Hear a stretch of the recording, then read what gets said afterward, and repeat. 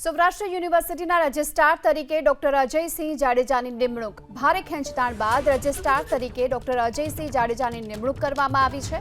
Doctor Ajaysinh જાડેજાને registrar તરીકેનો અનુભવ છે। જો કે અગાઉ ડોક્ટર બાબા સાહેબ આંબેડકર યુનિવર્સિટીમાં પણ રજિસ્ટ્રાર તરીકે ફરજ બજાવી ચૂક્યા છે। તો સૌરાષ્ટ્ર યુનિવર્સિટીમાં રજિસ્ટ્રાર તરીકેનો હાલ અનુભવ તેઓ ધરાવે છે અને ડોક્ટર અજયસિંહ જાડેજા જેમને રજિસ્ટ્રાર તરીકેની નિમણૂક કરવામાં આવી છે।